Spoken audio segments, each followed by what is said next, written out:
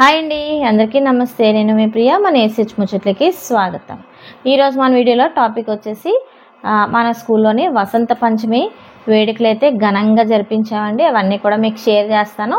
అయితే ముందు రోజు చెప్పాను కదా, హార్వెస్ట్ చేశాను కదా పువ్వులు ఇవన్నీ కూడా చక్కగా కొన్ని అయితే నేను వైట్ చామంతులు అయితే బయట నుంచి తెప్పించాను. దండ కడదామని చెప్పి ఇలా దండ అయితే కట్టామన్నమాట. అమ్మవారికి వేస్తే చాలా మంచిది. అంటే వైట్ పువ్వులు, వైట్ బట్టలు, ఏదన్నా వైట్గా ఉన్న ప్రసాదం అంటే తెలుపు రంగు అంటే అమ్మవారికి ఇష్టం కాబట్టి తెల్ల పువ్వులతో దండ అయితే ఇలా గుచ్చాము. అలాగే ఇవన్నీ కూడా బయట నుంచి తెప్పించాను అనమాట. ముందు రోజు మార్కెట్కి అయితే వెళ్ళి ఇంకా పువ్వులు, పసుపు, కుంకుమ అన్నీ మరి కొత్తవే పెట్టుకోవాలి కదా. పూజ అంటే మరి మనకి సాంప్రదాయంగా ఉండాలి కాబట్టి ఇదిగోండి దండలు అయితే ఇలా కొని తెచ్చాను. అమ్మవారికి వేసిన వైట్ దండ మట్టుకు తెల్ల చామంతులతో కట్టామన్నమాట. అలాగే ముందుగా అమ్మవారికి గంధం పెట్టి వాటికి బొట్లు అవి పెడుతున్నానండి. అమ్మవారిని నీట్గా ముస్తాబు చేస్తున్నాం అనమాట. యాక్చువల్గా చీర అయితే కడదాం అనుకున్నాను, తెల్ల చీర అయితే తెచ్చాను కానీ ఇంకా అవ్వలేదండి కట్టడం. ఇంకా అందుకే చామంతి పూలతో దండ అది వేసి కనకంబరాలు ఇవన్నీ కూడా బయట నుంచి తెచ్చాను.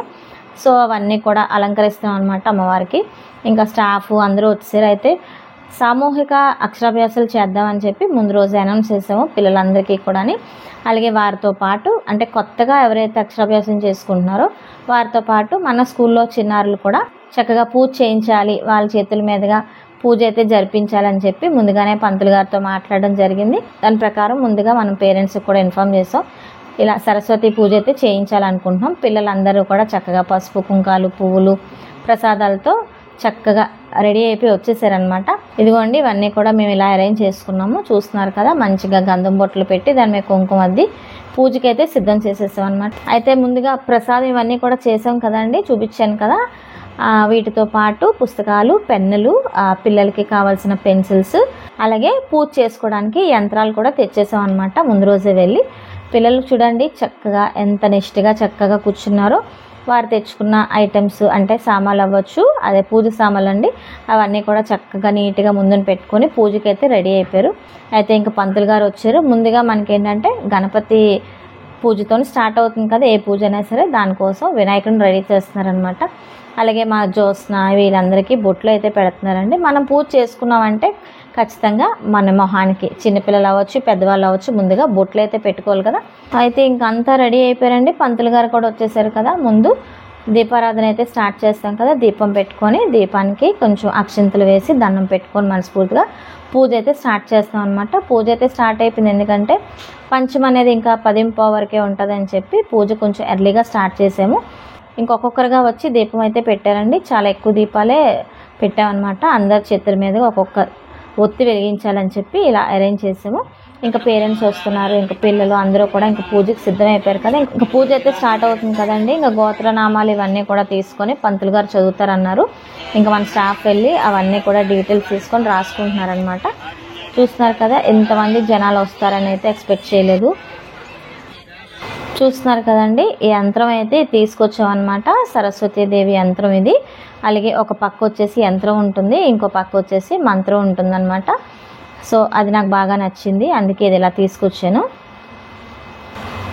ఇవందరికీ కూడా పంచి పూజలో పెట్టించామన్నమాట. మనం కూడా ఒక యంత్రం తీసుకొని కలశం దగ్గర పెట్టి మనమైతే పూజ స్టార్ట్ చేసేసాం. అందరూ కూడా ఆచమనం చేసుకొని చక్కగా పూజ అయితే స్టార్ట్ చేసేసారు. ఈరోజు ఎండ కూడా చాలా ఉందండి, కొంచెం ఇంకా ఎండలు అయితే స్టార్ట్ అయిపోయినాయి.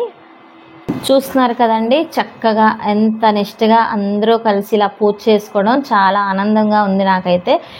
ఎవరైనా సరే అంతే కదా, పేరెంట్స్, మన స్టాఫ్, మనము, మన పిల్లలు అందరం కలిసికట్టుగా ఇలా పూజ చేసుకుంటే ఎంత ప్రశాంతంగా ఉంటుంది కదా. ఎవరికైనా సరే అందరూ బాగుండాలి, అందులో మనం ఉండాలని అనుకుంటున్నాం కదా. సో ఇలాంటి పూజల వల్ల కూడా మనకి కొంచెం మనశ్శాంతి అనేది వస్తుందండి, చాలా ప్రశాంతంగా ఉంటుంది. ఇలాగ అప్పుడప్పుడు ఇంట్లో కానీ ఇలాగ మనకంటే స్కూల్ ఉంది కాబట్టి ఇలా స్కూల్లో అన్ని కార్యక్రమాలు జరిపిస్తుంటాం. ఇంట్లోనైనా సరే మనం చక్కగా ఇలాగ అందరం కలిసికట్టుగా పూజలు కానీ ఏ పండగైనా సరే చేసుకుంటే చాలా ఆనందంగా ఉంటుంది కదా. అలాగే ఇక్కడ మా అరవింద్ వచ్చాడు కదా, అరవింద్ అయితే ఏడుస్తూనే ఉన్నాడు. ఇంకా మమ్మీ దగ్గర కానీ ఎవరి దగ్గర ఉండలేదు, ఇంకా అందుకే మళ్ళీ తీసుకొచ్చి నేను కూర్చోబెట్టుకున్నాను. అయితే ఏ కార్యక్రమం అయినా సరే మన స్టాఫ్ మటుకు మేము ఉన్నామని అంటారండి. నిజంగా ఏ టైం అయినా సరే చక్కగా ప్రతిదానికి సపోర్ట్ ఇస్తూ ఉంటారు, ప్రతిదానికి నా వెనకనే ఉండి అన్నీ నడిపిస్తూ ఉంటారనమాట. ముందుగా వాళ్ళకైతే నేను థ్యాంక్స్ చెప్పుకోవాలి. ఇదిగోండి ఒక బ్యాచ్ వెళ్ళిందనమాట. అరవింద్ అయితే వెళ్ళిపోయాడు వాళ్ళ నాన్న దగ్గరికి. ఆరాధ్య అయితే వచ్చేసింది.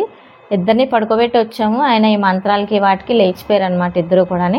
హారపాప అయితే చక్కగా దండం పెట్టుకుంటుందండి. ఏం చెప్తే చేస్తుంది చక్కగా. మార్నింగ్ లేవగానే దేవుడి పాటలు అయితే వేస్తాను, చక్కగా దండం పెట్టుకుంటుంది. లేచి లేవగానే ఆ పాటలు ఉండాలన్నమాట మా హారపాపకి. చక్కగా దానికి కుంకుమ పెట్టి దండం అది పెట్టించాను. ఇంక ఇక్కడైతే పూజ అయిపోయిందండి. మండపారాధన ఇవన్నీ కూడా కంప్లీట్ అయిపోయినాయి.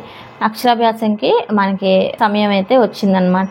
కొత్త సెట్స్ అనమాట, ఇవి కూడా తెప్పించామండి. కొత్తగా ఎవరైతే అక్షరాభ్యాసాలు చేయించుకుంటారో వాళ్ళకి ఇద్దామని చెప్పి పూజలో పెడదామని ఇవి కూడా తీసుకొచ్చారనమాట. అయితే పంతులు గారు రాస్తున్నారు, చూస్తున్నారు కదా.